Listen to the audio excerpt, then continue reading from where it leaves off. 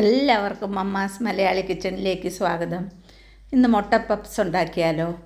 അത് മൈദ കൊണ്ടല്ല ഉണ്ടാക്കുന്നത്, പിന്നെ എന്തുകൊണ്ടാണെന്നുള്ളത് നമുക്ക് നോക്കാം. അതിനായിട്ട് ഞാൻ 3 മുട്ട പുഴുങ്ങി മുറിച്ച് ഇവിടെ 6 കഷ്ണങ്ങളാക്കി വെച്ചിട്ടുണ്ട്.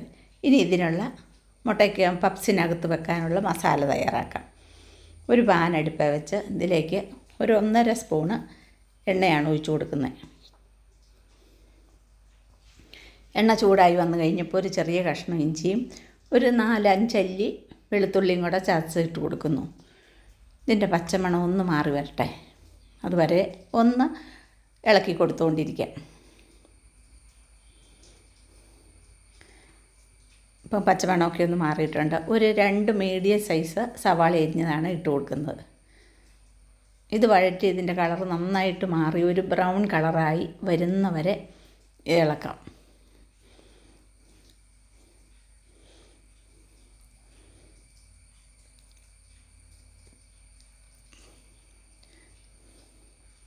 ലേശം ഉപ്പും കൂടെ ഇട്ട് കൊടുത്തിട്ട് നമുക്കൊന്ന് വഴറ്റാം.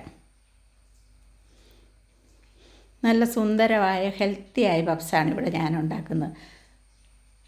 ഇപ്പോൾ ഒന്ന് ചെറുതായിട്ടൊന്ന് കളറ് മാറി വന്നിട്ടുണ്ട്. ഇനി ഇതിലേക്ക് ആവശ്യത്തിനുള്ള പൊടികളാണ് ഇട്ട് കൊടുക്കുന്നത്. ഒരു 1/4 സ്പൂണ് മഞ്ഞൾപ്പൊടിയാണ് ഇട്ടത്. ഇനി ഒരു 1/2 സ്പൂണ് മുളക് പൊടി ഇട്ട് കൊടുക്കുന്നു. ഒരു 1/2 സ്പൂണ് മല്ലിപ്പൊടിയും കൂടെ ഇടുന്നു. ഒരു 1/4 സ്പൂണ് മിച്ചം ഗരം മസാല. ഇനി എല്ലാം കൂടെ നന്നായിട്ടൊന്ന് ഇളക്കി അതിൻ്റെ ഒരു ബ്രൗൺ കളറായി വരട്ടെ, അതുവരെ ഇത് നന്നായിട്ടൊന്ന് ഇളക്കിക്കൊണ്ടിരിക്കാം. ഇപ്പോൾ ഒരു കളറ് ആയി വന്ന് തുടങ്ങിയിട്ടുണ്ട്, കണ്ടോ? ഒരു ബ്രൗൺ കളറായി വന്നിട്ടുണ്ട്. ഇനി ഇതിനകത്തേക്ക് എന്ത് ചെയ്യുന്നത് വെച്ചാൽ ഒരു ലേശം വെള്ളം ഒഴിച്ചു കൊടുക്കാം. ഇനി ആ വെള്ളത്തിനകത്ത് കിടന്ന് ഇതെല്ലാം കൂടി ഒന്ന് നന്നായിട്ട് വെന്തൊന്ന് യോജിക്കട്ടെ. ഈ പരുവത്തിൽ വാങ്ങി മാറ്റി വയ്ക്കാം. കണ്ടോ, എന്തുകൊണ്ടാണ് പപ്സ് ഉണ്ടാക്കുന്നതെന്ന് മനസ്സിലായി. ഞാൻ ദോശക്കല്ലിലാണ് പപ്സ് ഉണ്ടാക്കുന്നത്. ഓവനും വേണ്ട, എണ്ണയ്ക്കകത്ത് ഇട്ടുമല്ല. അതും നമ്മുടെ വീട്ടിലുള്ള ദോശമാവ് കൊണ്ട്. ദോശമാവ് കൊണ്ടും പപ്സ് ഉണ്ടാക്കി എങ്ങനെയാണെന്ന് നമുക്ക് നോക്കാം. ഞാൻ ദോശമാവ് എടുത്ത് വളരെ കട്ടി കുറച്ച് ഇങ്ങനെ ചതുരത്തിൽ പരത്തി കൊടുത്തു.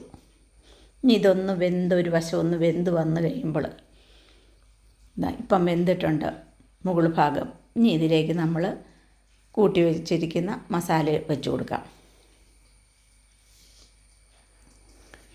ഇനി സാധാ പപ്സ് എങ്ങനെ ഉണ്ടാക്കുന്നോ അതുപോലെ ഒരു മുട്ടയുടെ മുറിയും കൂടെ വെച്ച് കൊടുക്കുന്നു.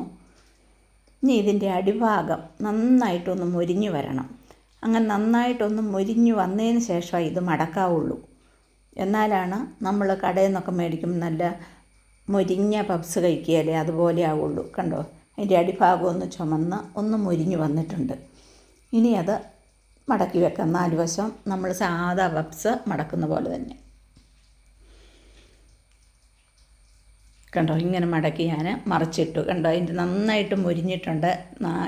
4 വശം മൊരിഞ്ഞിട്ടുണ്ട്. കണ്ടോ, അങ്ങനെ നമ്മുടെ 3 മുട്ട കൊണ്ടുള്ള 6 പപ്സ് ഇവിടെ റെഡി ആയിട്ടുണ്ട്. നല്ല സുന്ദരമായ ഹെൽത്തിയായ പപ്സ്. കണ്ടോ, ഇനി സ്കൂളൊക്കെ വിട്ട് വരുമ്പം അമ്മമാർ വിചാരിക്കും പിള്ളേർക്ക് എന്താണ് പെട്ടെന്ന് കാപ്പിക്ക് ഉണ്ടാക്കി കൊടുക്കുന്നതെന്ന്. ഒട്ടും വിഷമിക്കേണ്ട. ദോശമാവുണ്ട്, മുട്ടയുണ്ടെങ്കിൽ ഇതുപോലെ തന്നെ പപ്സ് ഉണ്ടാക്കി പിള്ളേർക്ക് കൊടുക്കുക. വളരെ ഇഷ്ടമാകും. നല്ല ഹെൽത്തിയായ പപ്സ്, അതും മൈദ ഉപയോഗിക്കാതെ തന്നെ. ഇങ്ങനെ സുന്ദരമായ പപ്സ് ഇവിടെ റെഡി ആയിട്ടുണ്ട്. നമുക്കൊന്ന് മുറിച്ച് നോക്കാം. നമ്മൾ കടയിൽ നിന്ന് മേടിക്കുമ്പോഴുള്ള പപ്സ് പോലെ തന്നെയാണോ എന്ന് നോക്കട്ടെ.